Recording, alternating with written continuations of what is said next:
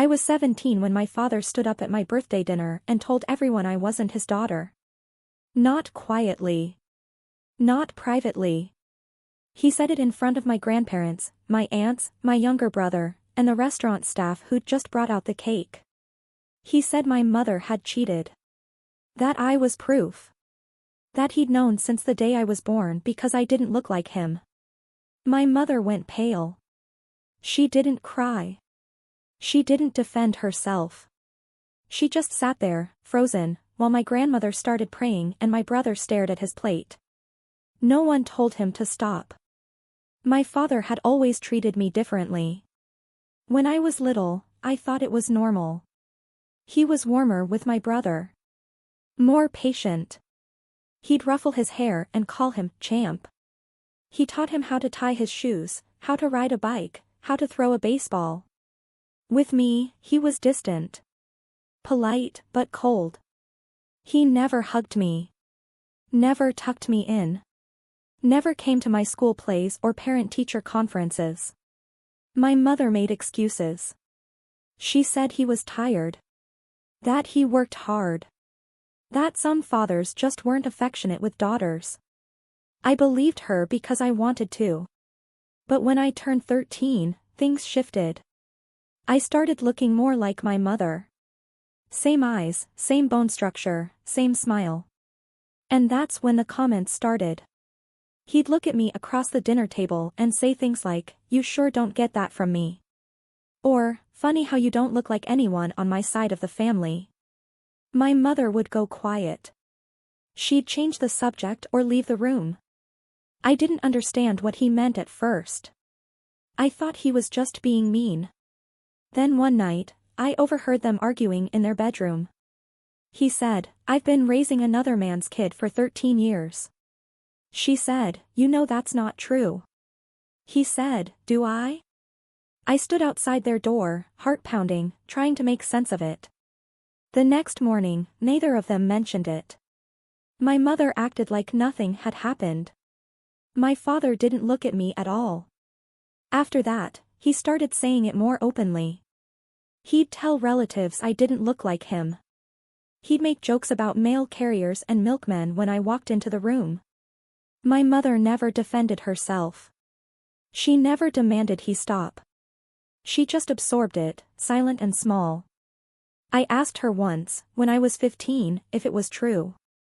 We were folding laundry in the living room. She didn't look up. She said, "Your father has always had a cruel imagination." That was all she gave me. I wanted to believe her. I wanted to think he was just bitter or insecure or projecting something I didn't understand. But the accusations didn't stop. He told my grandmother I wasn't his. He told my uncle. He told a neighbor at a barbecue. Each time, my mother stayed silent. Each time, I felt smaller. By the time I turned 16, I'd started to wonder if he was right. If maybe I wasn't his. If maybe my mother had done something she couldn't admit. I didn't want to believe it. But the doubt had already rooted itself. So when my 17th birthday came around, I wasn't surprised when he made a scene. I was surprised that he did it in front of everyone. I was surprised that no one stopped him. And I was surprised that my mother still didn't say a word. The dinner ended in silence. My grandparents paid the bill and left without saying goodbye. My aunts hugged my mother but didn't look at me. My brother rode home in the front seat. I sat in the back, staring out the window, while my father drove and my mother cried quietly into her hands. When we got home, I went straight to my room. I didn't sleep. I lay there replaying every comment, every look, every time someone had stayed silent when they should have spoken up. And I realized something. My mother had let this happen. For years, she had let him humiliate her. Let him humiliate me. She'd never fought back. Never demanded proof. Never protected me from the weight of his accusations. She had chosen peace over truth. And I had paid the price. The next morning, I told her I wanted to take a DNA test. She looked at me like I'd slapped her. She said, "You don't need to do that." I said, "Yes, I do." She said, "It won't change anything." I said, "It'll change everything." She didn't argue after that. She just nodded, pale and tired, and looked away. I ordered the kit online. My father refused to participate, so I used a sample from my brother instead. If I matched with him, I matched with our father. The results took 3 weeks. When they came, I opened them alone in my room. I wasn't my brother's full sibling. I wasn't even his half-sibling. We shared no DNA. My stomach dropped. I walked downstairs and handed the report to my mother. She read it twice. Her hands shook. Then she looked up at me and said, "I never cheated on your father." I said, "Then how?" She didn't answer. My father came home an hour later. I showed him the results. He didn't gloat. He didn't yell. He just stared at the paper, then at my mother, then at me. He said, "I knew it." My mother's voice cracked. She said, "I didn't cheat." He said, "Then where did she come from?" That's when my mother said something I'll never forget. She said, "I don't know." And for the first time in 17 years, I saw my father's face change. Not anger. Not vindication. Fear. My mother had a medical record from the hospital where I was born. She'd kept everything. The discharge papers, the birth certificate, the newborn photos. We sat at the kitchen table and went through them together. She'd given birth to a girl. 7 pounds, 4 ounces. Brown hair. Born at 6:32 in the morning. There were no complications. No mix-ups mentioned. No notes about anything unusual.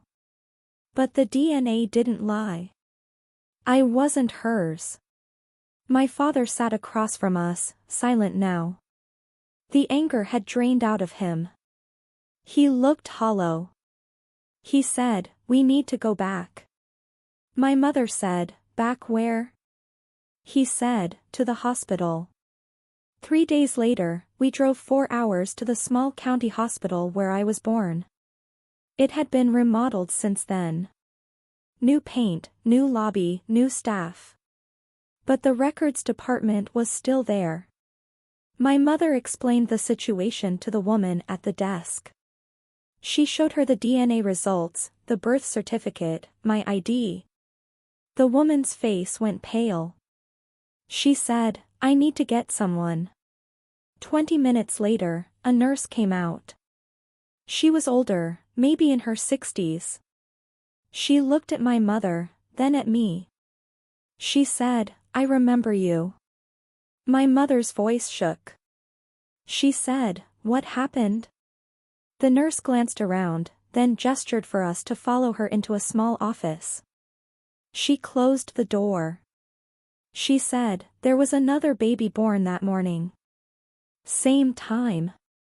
Same ward." My mother said, "And?" The nurse looked at me. Her eyes were glassy. She said, "We switched you." My father made a sound I'd never heard before. Something between a gasp and a sob. The nurse said, "It was an accident. The tags got mixed up." By the time anyone realized, both families had already gone home. The nurse said they'd known for weeks. Someone had noticed.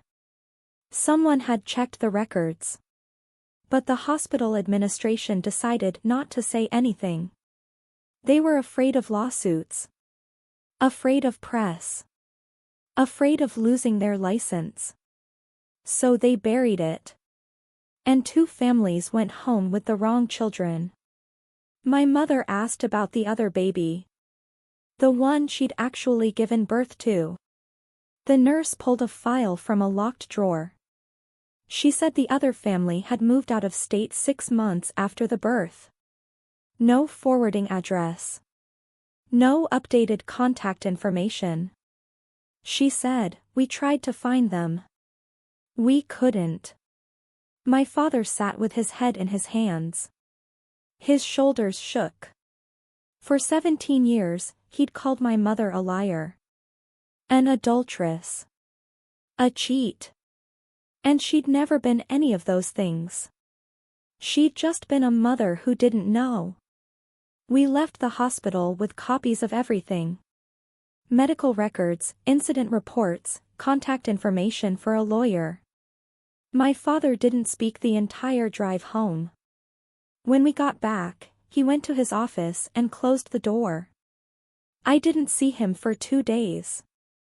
When he finally came out, his eyes were red. He looked 20 years older. He didn't apologize to me. He didn't ask for forgiveness.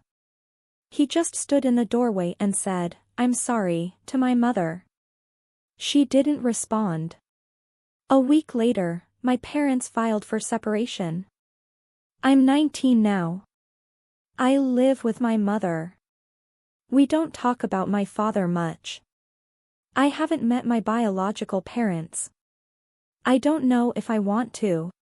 But I know this. My mother spent 17 years being accused of something she didn't do. And she never once stopped loving me. That's the only truth I need. I don't go by a different name. I don't feel like a different person. I'm still me. My father sends emails sometimes. Short ones. He asks how I'm doing. He says he's in therapy. He says he wishes he could take it back. I don't reply. My mother is quieter now, but lighter. She smiles more. She's started painting again. She doesn't flinch when the phone rings. Sometimes I wonder about the girl who has my blood. If she looks like me. If she ever felt out of place in her own family. I wonder if she's searching too. But mostly, I've stopped waiting for answers. I spent 17 years trying to prove I belonged somewhere. Now I know I belong to myself. My mother didn't give birth to me. But she raised me. Defended me in her silence. Loved me even when no one believed her. And that's more than biology ever gave me.